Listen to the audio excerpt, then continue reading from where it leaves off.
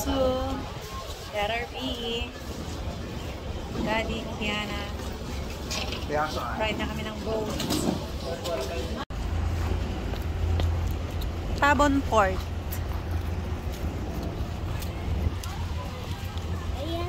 Hi, good afternoon.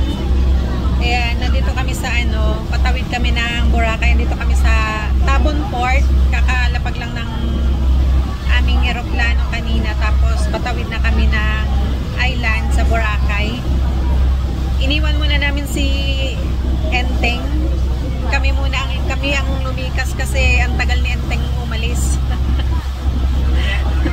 Kaya, ang lamig-lamig na sa Maynila, puro ulan ang kaya mag-relax muna kami dito. Pag umalis na si Enteng, saka kami babalik.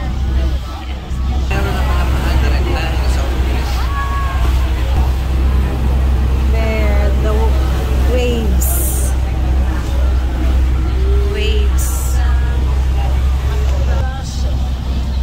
And tapos na ang trabaho ni as flight attendant. Si Kuya. May sweldo yan ito mamaya. Bibigay daw ni Daddy mamaya yung sweldo niya. Magkano kaya? Tapos mag-blow out daw siya ng dinner sa Shakey's. Sa Shakey's po ba? See you pagdating namin sa island. Update ko kayo. Ayan, update. Andito na kami sa kwarto.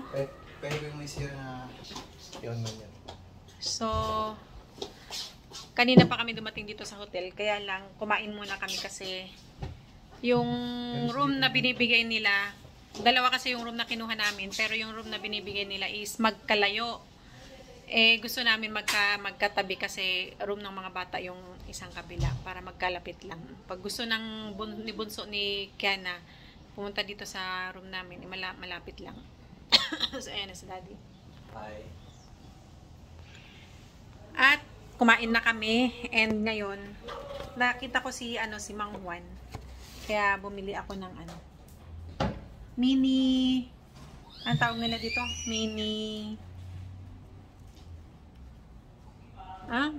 buko pie. Mini buko pie. Cheese ang nilagay, hindi pala Kuya, Wow.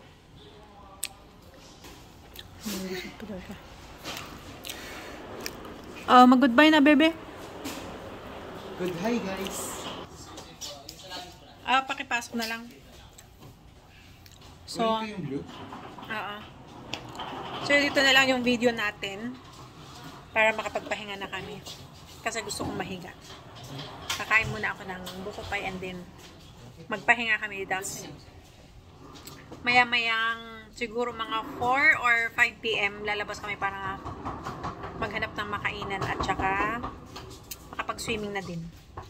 So, bye! Thank you for watching!